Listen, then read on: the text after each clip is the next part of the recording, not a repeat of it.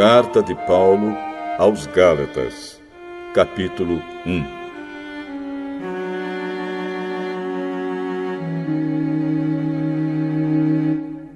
Eu, Paulo, escrevo esta carta. Eu que fui chamado para ser apóstolo, não por pessoas ou por meio de uma pessoa, mas por Jesus Cristo e por Deus, o Pai, que ressuscitou Jesus da morte. Todos os irmãos que estão aqui comigo mandam saudações às igrejas da Galácia. Que a graça e a paz de Deus, o nosso Pai, e do Senhor Jesus Cristo estejam com vocês. Em obediência à vontade do nosso Deus e Pai, Cristo se entregou para ser morto, a fim de tirar os nossos pecados e assim nos livrar deste mundo mau. A Deus seja a glória para todo sempre. Amém. Estou muito admirado com vocês, pois estão abandonando tão depressa aquele que os chamou por meio da graça de Cristo e estão aceitando outro evangelho. Na verdade, não existe outro evangelho, porém eu falo assim porque há algumas pessoas que estão perturbando vocês, querendo mudar o evangelho de Cristo. Mas se alguém, mesmo que sejamos nós ou um anjo do céu, anunciar a vocês um evangelho diferente daquele que temos anunciado, que seja amaldiçoado. Pois já dissemos antes e repetimos: se alguém anunciar um evangelho diferente daquele que vocês aceitaram, que essa pessoa seja amaldiçoada. Por acaso eu procuro a aprovação das pessoas? Não. O que eu quero é a aprovação de Deus. Será que agora eu estou querendo agradar as pessoas? Se estivesse, eu não seria servo de Cristo. Meus irmãos, eu afirmo a vocês que o evangelho que eu anuncio não é uma invenção humana. Eu não o recebi de ninguém, e ninguém o ensinou a mim, mas foi o próprio Jesus Cristo que o revelou para mim. Vocês ouviram falar de como eu costumava agir quando praticava a religião dos judeus. Sabem como eu perseguia sem dó nem piedade a Igreja de Deus e fazia tudo para destruí-la. Quando praticava essa religião, eu estava mais adiantado do que a maioria dos meus patrícios da minha idade e seguia com mais zelo do que eles as tradições dos meus antepassados. Porém, Deus, na sua graça, me escolheu antes mesmo de eu nascer e me chamou para servi-lo. E quando ele resolveu revelar para mim o seu Filho, a fim de que eu anunciasse aos não-judeus a boa notícia a respeito dele, eu não fui pedir conselhos a ninguém. E também não fui até Jerusalém para falar com aqueles que eram apóstolos antes de mim. Pelo contrário, fui para a região da Arábia e depois voltei para Damasco. 3 anos depois, fui até Jerusalém para pedir informações a Pedro e fiquei 2 semanas com ele. E não falei com nenhum outro apóstolo a não ser com Tiago, irmão do Senhor. O que estou escrevendo a vocês é verdade. Deus sabe que não estou mentindo. Depois fui para as regiões da Síria e da Cilícia. Durante esse tempo, as pessoas das igrejas da Judéia não me conheciam pessoalmente. Elas somente tinham ouvido o que os outros diziam. Aquele que antes nos perseguia está anunciando agora a fé que no passado tentava destruir. E louvavam a Deus por minha causa.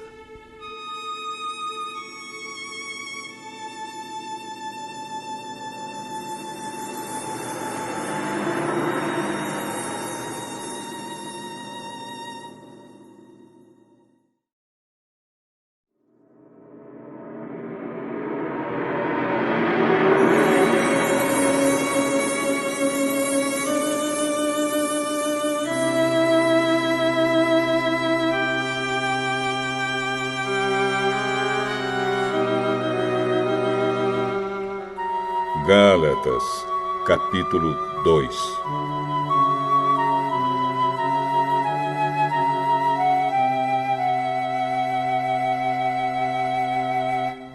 Quatorze anos depois, eu voltei para Jerusalém com Barnabé e levei Tito comigo. Voltei para lá porque Deus me revelou que eu devia fazer isso.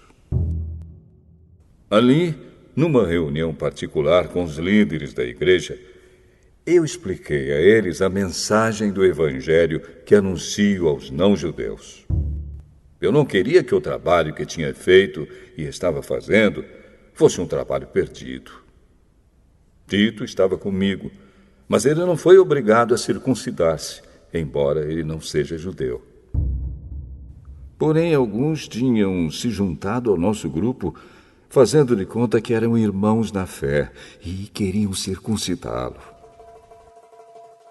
Eram homens que tinham entrado para o grupo como espiões, a fim de observar a liberdade que temos por estarmos unidos com Cristo Jesus e para nos tornar escravos de novo. Mas em nenhum momento nós cedemos, pois queríamos que vocês tivessem o verdadeiro Evangelho. E aqueles que pareciam ser os líderes da igreja, digo isso porque para mim não importa o que eles eram, pois Deus não julga pela aparência. Aqueles líderes, repito, não me deram nenhuma ideia nova. Pelo contrário, eles viram que Deus me tinha dado a responsabilidade de anunciar o Evangelho aos não-judeus, assim como tinha dado a Pedro a responsabilidade de anunciá-lo aos judeus. Pois pelo poder de Deus fui feito apóstolo para anunciar o Evangelho aos não-judeus, assim como Pedro foi feito apóstolo para anunciar o Evangelho aos judeus. Por isso, Tiago, Pedro e João, que eram considerados os líderes da igreja, reconheceram que Deus me tinha dado essa tarefa especial. E, como sinal de que éramos todos companheiros, eles deram a mim e a Barnabé um aperto de mãos. E todos nós combinamos que eu e Barnabé iríamos trabalhar entre os não-judeus e eles entre os judeus. Eles nos pediram só uma coisa: que lembrássemos dos pobres das igrejas deles. E isso eu sempre tenho procurado fazer. Porém, quando Pedro veio para Antioquia da Síria, eu fiquei contra ele em público, porque ele estava completamente errado. De fato, antes de chegarem ali alguns homens mandados por Tiago, Pedro tomava refeições com os irmãos não-judeus. Mas, depois que aqueles homens chegaram, ele não queria mais tomar refeições com os não-judeus porque tinha medo dos que eram a favor de circuncidar os não-judeus. E também os outros irmãos judeus começaram a agir como hipócritas, do mesmo modo que Pedro. E até Barnabé se deixou levar pela hipocrisia deles.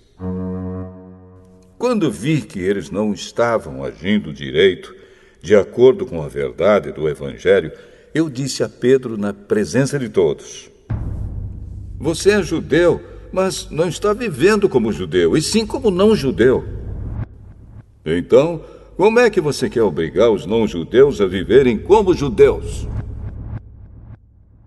O fato é que nós somos judeus de nascimento e não pecadores não-judeus, como eles são chamados. Mas sabemos que todos são aceitos por Deus somente pela fé em Jesus Cristo, e não por fazerem o que a lei manda. Assim, nós também temos crido em Cristo Jesus, a fim de sermos aceitos por Deus pela nossa fé em Cristo, e não por fazermos o que a lei manda. Pois ninguém é aceito por Deus por fazer o que a lei manda. Ao procurarmos ser aceitos por Deus por estarmos unidos com Cristo, fica claro que somos pecadores como os não-judeus. Mas será que isso quer dizer que Cristo trabalha em favor do pecado? Claro que não. Se eu, depois de ter destruído a lei, começar a construí-la de novo como meio de ser aceito por Deus, aí sim fica claro que eu havia quebrado a lei. Pois, quanto à lei, estou morto. Morto pela própria lei, a fim de viver para Deus. Eu fui morto com Cristo na cruz. Assim já não sou eu quem vive, mas Cristo é quem vive em mim. E esta vida que vivo agora, eu a vivo pela fé no Filho de Deus, que me amou e se deu a si mesmo por mim. Eu me recuso a rejeitar a graça de Deus, pois se é por meio da lei que as pessoas são aceitas por Deus, então a morte de Cristo não adiantou nada.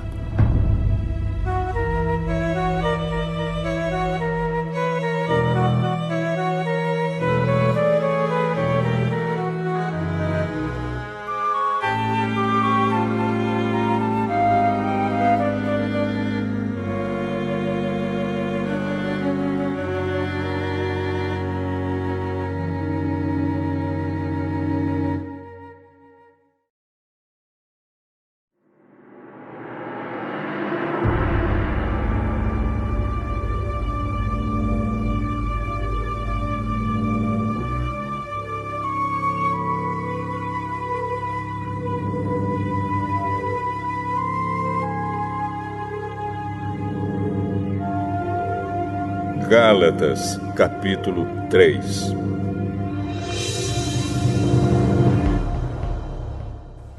Ó Gálatas, sem juízo!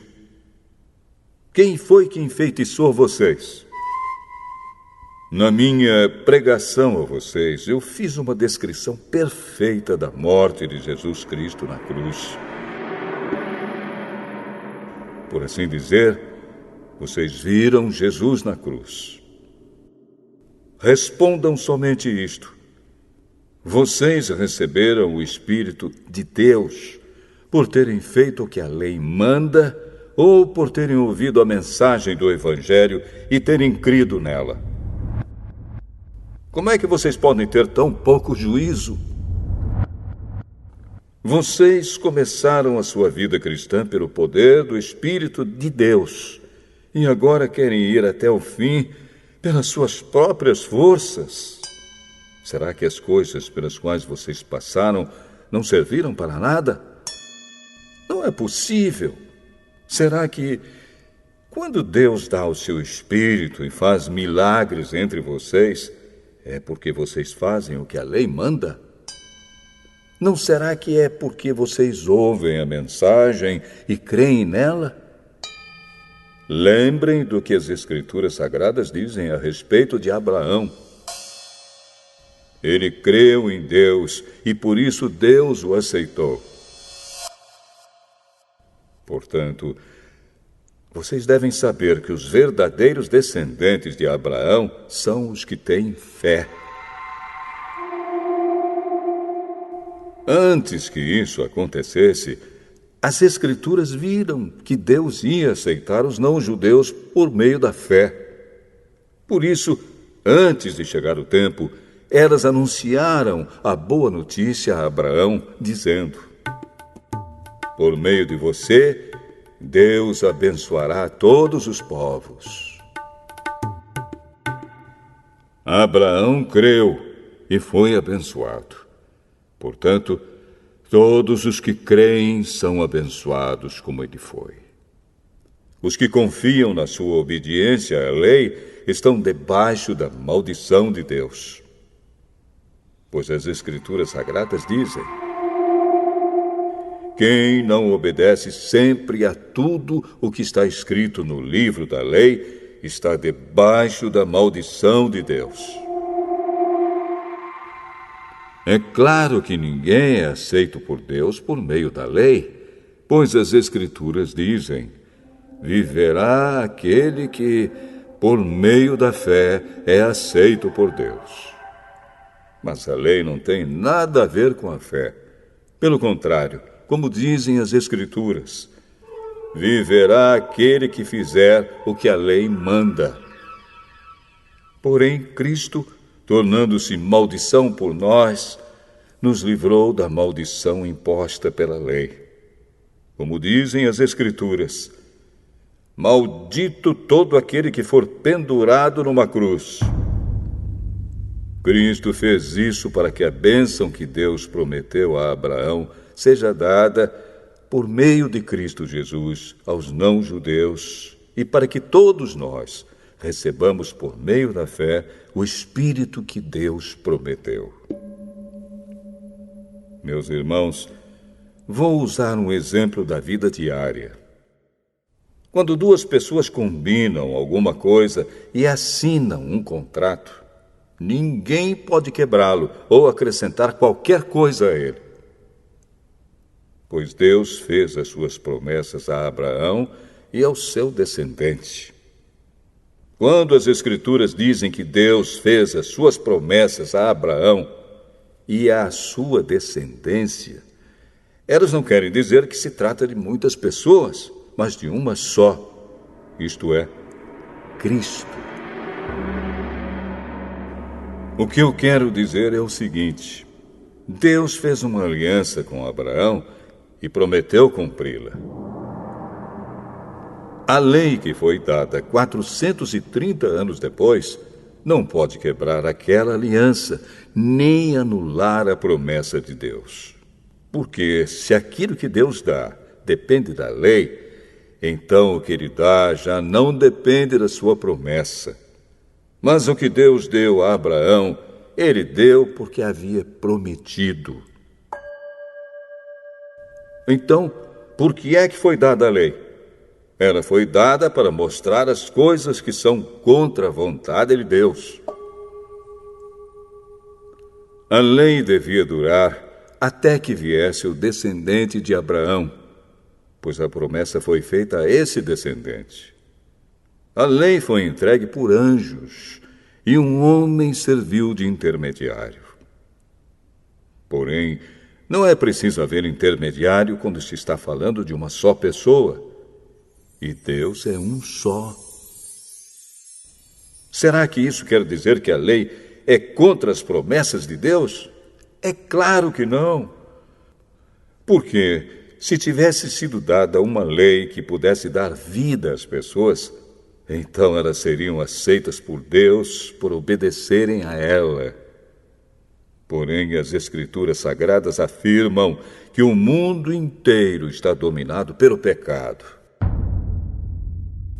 E isso para que as pessoas que creem recebam o que Deus promete aos que têm fé em Jesus Cristo. Mas, antes que chegasse o tempo da fé, nós éramos prisioneiros da lei, até que fosse revelada a fé que devia vir.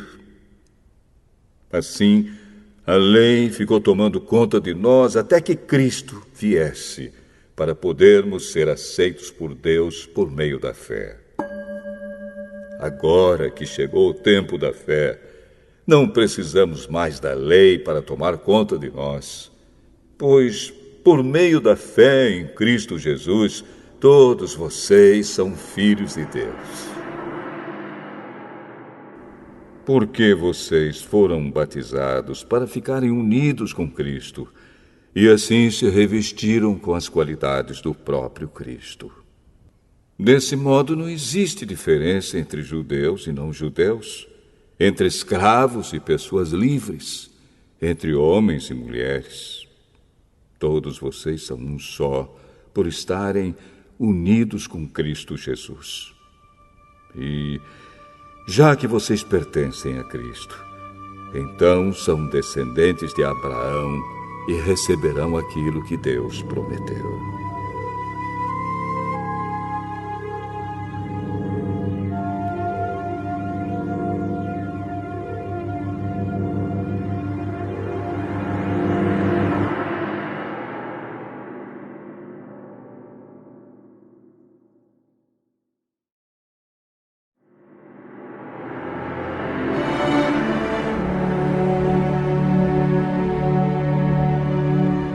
Gálatas, capítulo 4.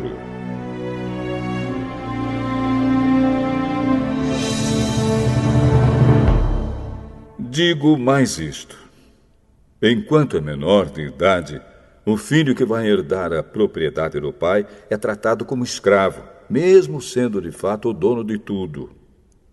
Enquanto é menor, há pessoas que tomam conta dele e cuidam dos seus negócios até o tempo marcado pelo pai. Assim também nós, antes de ficarmos adultos espiritualmente, fomos escravos dos poderes espirituais que dominam o mundo. Mas, quando chegou o tempo certo, Deus enviou o seu próprio Filho, que veio como filho de mãe humana e viveu debaixo da lei para libertar os que estavam debaixo da lei, a fim de que nós pudéssemos nos tornar filhos de Deus. E para mostrar que vocês são seus filhos, Deus enviou o Espírito do seu Filho ao nosso coração, o Espírito que exclama: Pai, meu Pai. Assim vocês não são mais escravos, vocês são filhos. E já que são filhos, Deus lhes dará tudo o que Ele tem para dar aos seus filhos. No passado, vocês não conheciam a Deus e por isso eram escravos de deuses que, de fato, não são deuses. Mas, agora que vocês conhecem a Deus, ou melhor, agora que Deus os conhece, como é que vocês querem voltar para aqueles poderes espirituais fracos e sem valor? Por que querem se tornar escravos deles outra vez? Por que dão tanta importância a certos dias, meses, estações e anos? Estou muito preocupado com vocês. Será que todo o trabalho que tive com vocês não valeu nada? Meus irmãos, peço que sejam como eu.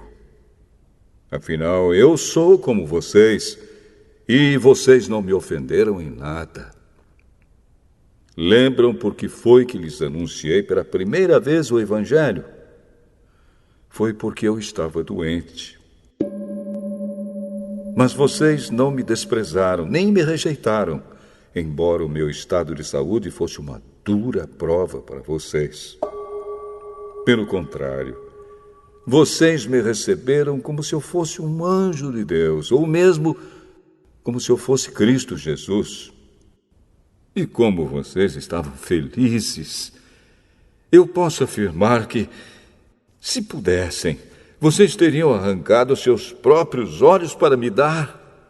O que foi que aconteceu? Será que agora, por ter dito a verdade, eu me tornei inimigo de vocês? Esses homens mostram grande interesse por vocês, mas a intenção deles não é boa. O que eles querem é separar vocês de mim, para que vocês sintam por eles o mesmo interesse que eles sentem por vocês. É bom vocês terem um interesse sincero sempre, e não somente quando estou com vocês. Meus queridos filhos, eu estou sofrendo por vocês como uma mulher que tem dores de parto. E continuarei sofrendo até que Cristo esteja vivendo em vocês. Como eu gostaria de estar aí agora, para poder falar com vocês de modo diferente. Estou muito preocupado com vocês. Vocês querem estar debaixo da lei?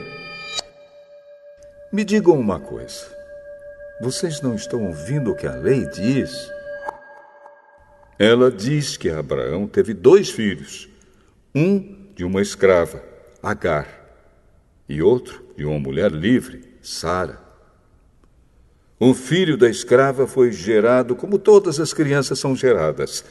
Mas o filho da mulher livre foi gerado por causa da promessa de Deus.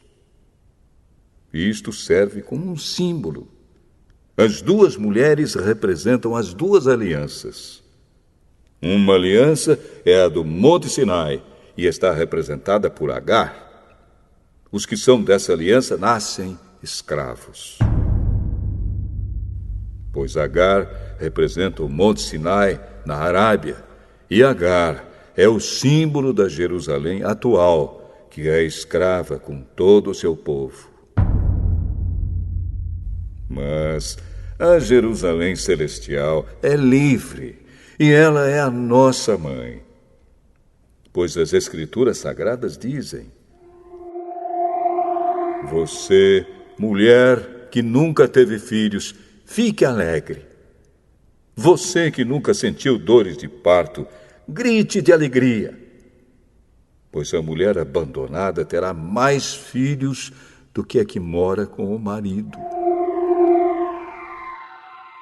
Meus irmãos, vocês são como Isaque. São filhos de Deus por causa da promessa divina. Naquela época, o filho que havia sido gerado, como todas as crianças são geradas, perseguiu o que havia sido gerado por causa do Espírito de Deus. E a mesma coisa está acontecendo agora.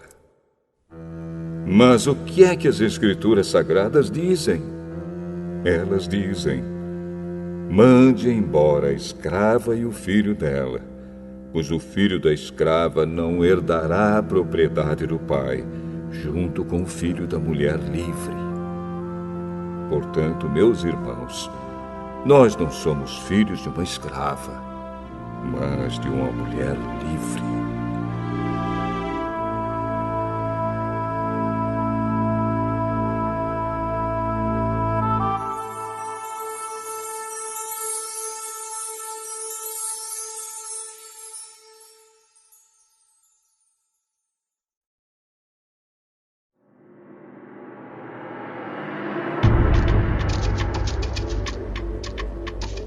Gálatas, capítulo 5.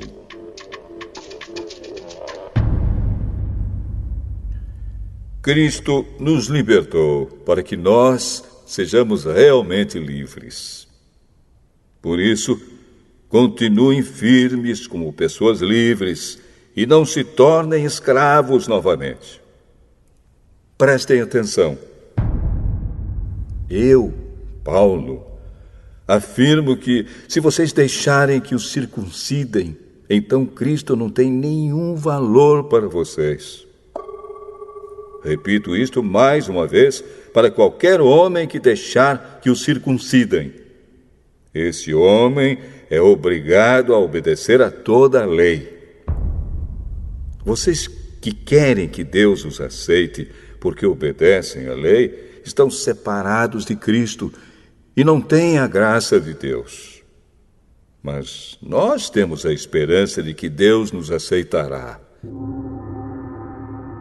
E é isso que esperamos pelo poder do Espírito de Deus, que age por meio da nossa fé. Pois, quando estamos unidos com Cristo Jesus, não faz diferença nenhuma estar ou não estar circuncidado. O que importa é a fé que age por meio do amor. Vocês estavam indo tão bem. Quem convenceu vocês a deixarem de seguir a verdade? É claro que quem os convenceu foi Deus que os chamou. Como dizem por aí, um pouco de fermento fermenta toda a massa. Mas eu ainda tenho confiança em vocês. A nossa união com o Senhor me dá a certeza de que vocês voltarão a pensar da maneira certa. E também tenho certeza de que o homem que está perturbando vocês, seja ele quem for, será castigado por Deus. Porém, irmãos, se é verdade que eu continuo a anunciar que a circuncisão é necessária, por que é que sou perseguido? Se eu anunciasse isso, então a minha pregação a respeito da cruz de Cristo não causaria dificuldade para ninguém. E quanto a esses homens que andam perturbando vocês, eu gostaria que se castrassem de uma vez. Porém, vocês, irmãos, foram chamados para serem livres.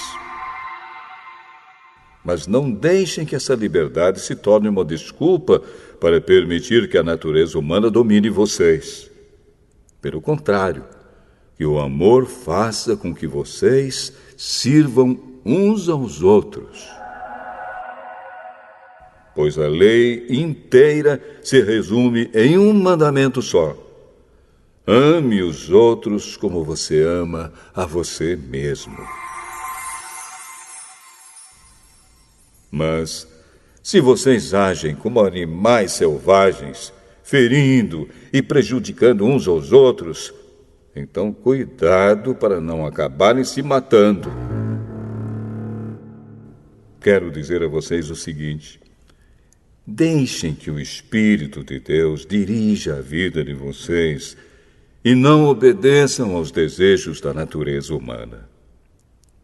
Porque o que a nossa natureza humana quer é contra o que o Espírito quer. E o que o Espírito quer é contra o que a natureza humana quer. Os dois são inimigos, e por isso vocês não podem fazer o que vocês querem. Porém, se é o Espírito de Deus que guia vocês, então vocês não estão debaixo da lei. As coisas que a natureza humana produz são bem conhecidas. Elas são a imoralidade sexual, a impureza, as ações indecentes, a adoração de ídolos, as feitiçarias, as inimizades, as brigas, as ciumeiras, os acessos de raiva, a ambição egoísta, a desunião, as divisões, as invejas, as bebedeiras, as farras e outras coisas parecidas com essas. Repito o que já disse: os que fazem essas coisas não receberão o reino de Deus. Mas o Espírito de Deus produz o amor, a alegria, a paz, a paciência, a delicadeza, a bondade, a fidelidade, a humildade e o domínio próprio. E contra essas coisas não existe lei. As pessoas que pertencem a Cristo Jesus crucificaram a natureza humana delas, junto com todas as paixões e desejos dessa natureza. Que o Espírito de Deus, que nos deu a vida, controle também a nossa vida. Nós não devemos ser orgulhosos, nem provocar ninguém, nem ter inveja uns dos outros.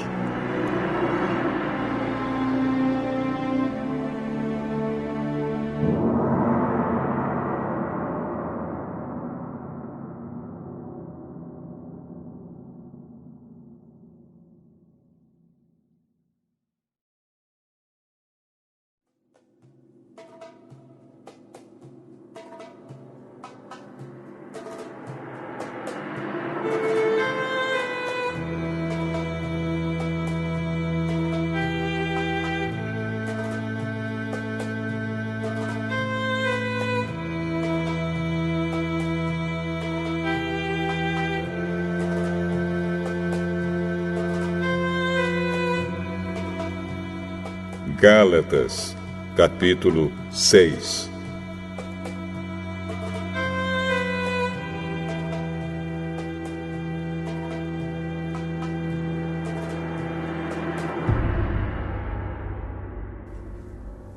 Meus irmãos, se alguém for apanhado em alguma falta, vocês que são espirituais devem ajudar essa pessoa a se corrigir. Mas façam isso com humildade e tenham cuidado para que vocês não sejam tentados também. Ajudem uns aos outros, e assim vocês estarão obedecendo à lei de Cristo.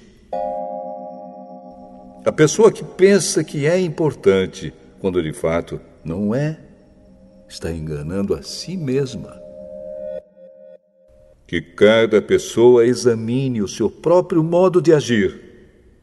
Se ele for bom, então a pessoa pode se orgulhar do que fez, sem precisar comparar o seu modo de agir com o dos outros.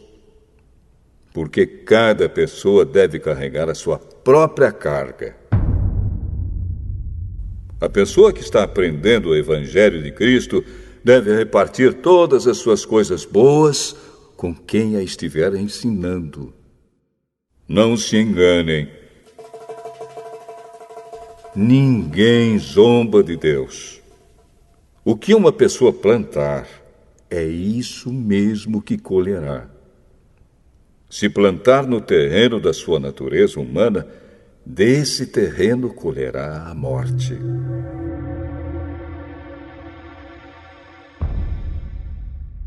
Porém, se plantar no terreno do Espírito de Deus, desse terreno colherá a vida eterna.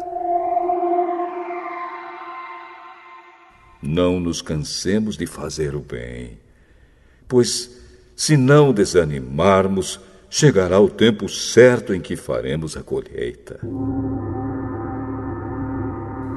Portanto, sempre que pudermos, devemos fazer o bem a todos, especialmente aos que fazem parte da nossa família na fé. Vejam as letras grandes que estou escrevendo com a minha própria mão. Os que estão forçando vocês a se circuncidarem são pessoas que querem ficar orgulhosas de coisas de pouca importância.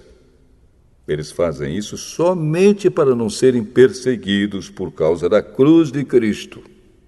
Pois nem mesmo os que praticam a circuncisão obedecem à lei. Porém, eles querem que vocês se circuncidem para que eles possam se gabar de terem colocado o sinal da circuncisão no corpo de vocês. Mas eu me orgulharei somente da cruz do nosso Senhor Jesus Cristo. Pois, por meio da cruz, o mundo está morto para mim e eu estou morto para o mundo. Não faz nenhuma diferença se o homem é circuncidado ou não. O importante é que ele seja uma nova pessoa. E, para todos os que seguem essa regra na sua vida, que a paz e a misericórdia estejam com eles e com todo o povo de Deus. Para terminar, que mais ninguém crie dificuldades para mim, pois as marcas no meu corpo mostram que sou escravo de Jesus. Que a graça do nosso Senhor Jesus Cristo esteja com todos vocês, meus irmãos. Amém.